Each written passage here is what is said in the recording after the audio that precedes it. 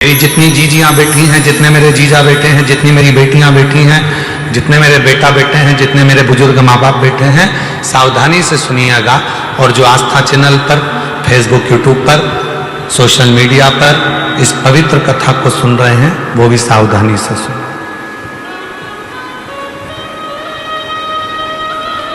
दो समय का किया गया भजन हमें नरक में नहीं पड़ने देता।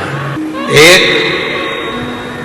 जिस समय पर अपने कुल में किसी को बच्चा हो रहा हो, बच्चा जन्म ले ले और उसकी नाल कटे, उस नाल कटने के समय पर जो भजन किया जाता है, नाल कटने के पहले, बच्चा जन्म लिया, नाल कटने के पहले जो भगवान का एक बार भी अगर नाम ले लिया तो समझ लेना कि जिंदगी में दूसरा जन्म नहीं हो सकता। भगवान का भजन। दूसरा, शिव महापुराण की कथा दूसरा समय देती है जो मां जगत जननी जगदम्बा पार्वती जी ने बताया।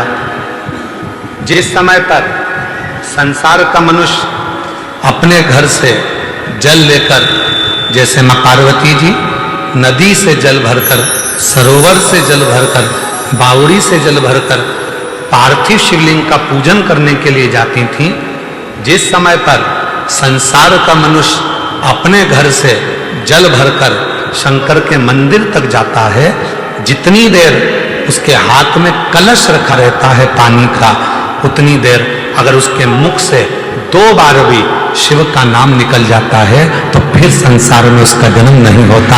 वो शिव का।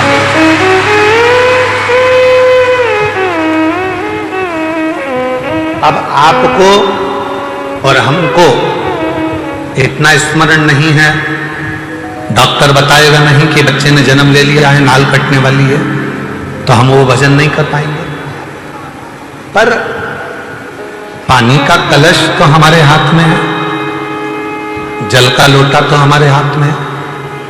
हम जब घर से निकले तब मुख से 2 बार, 5 बार, 10 बार श्री शिवाय नमस्तुभ्यं, श्री शिवाय नमस्तुभ्यं,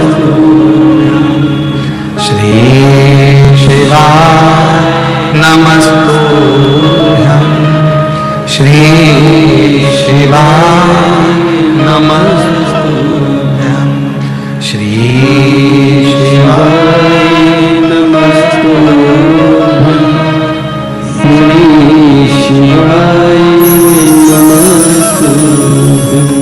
हम कम से कम 2 बार, 5 बार, 3 बार, 4 बार, 1 बार शिव का नाम तो ले सकते। और हमने मुख से जल चढ़ाने के पहले जो नाम लिया, वही हमारे भीतर की तरंग उस जल में जाती है, शिव को चढ़ती है और शिव हमारा कल्याण करना प्रारंभ कर देते हैं।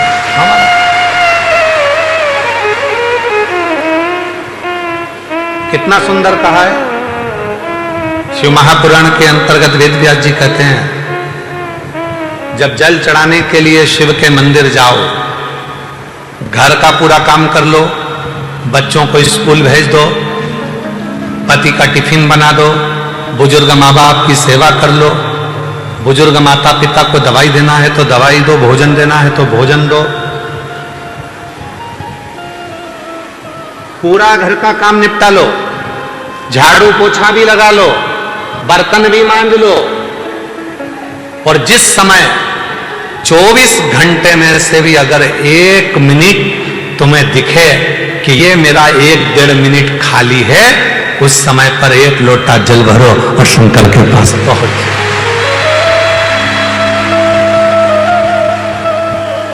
झगड़ा कर नहीं, बच्चे रो रहे हैं और तुम शिव जी के मंदिर में बैठे हो, शिव स्वीकार नहीं करे। पति आवाज लगा रहा है कोई काम के लिए और तुम शंकर के मंदिर में बैठे हो, स्वीकार नहीं। घर के बुजुर्ग माँ बाप दवाई के लिए घर पर बैठे हैं और तुम शिव के मंदिर में बैठे हो, स्वीकार नहीं हो। ये स्वीकार, बर्तन मांज लिए, भोजन बना लिया, सब्जी रोटी बना ली, सारा घर का काम कर लिया। अब कई लोग कहते हैं गुरुजी हम तो अशुद्ध हो जाएंगे, हम तो अशुद्ध हो जाएंगे। ए मेरी जीजियों, भगवान शंकर ने जब माता पार्वती जी के साथ में 7 फेरे लिए, 7 फेरे, और फेरे होने के बाद जब माता पार्वती जी के मांग में जब सिंदूर भरा गया,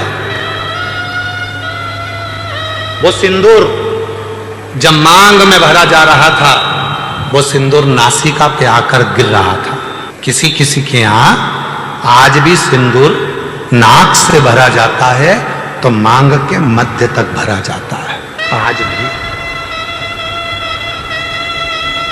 शिवजी ने जब मांग में सिंदूर दिया, वो सिंदूर नासिका पे आकर गिरा, नासिका। और जब नासिका पर आकर गिरा, देव अधिदेव महादेव ने कह दिया, सुनो पार्वती, आज मैं संसार की प्रत्येक नारी को एक वर देता हूं कि नारी चाहे छोटे से बच्चे के कपड़े धो ले, नारी चाहे अपने घर के बुजुर्ग के कपड़े धो ले, नारी चाहे झूठे बर्तन मांज ले, नारी चाहे अपने पति के झूठे बर्तन मांज ले, कपड़े धो ले, सारा काम कर ले, उसके बाद भी नारी अगर एक क्षण के लिए मेरे मंदिर तक आ रही है तो वो कभी अशुद्ध नहीं हो सकती, वो शुद्ध की शुद्ध ही है।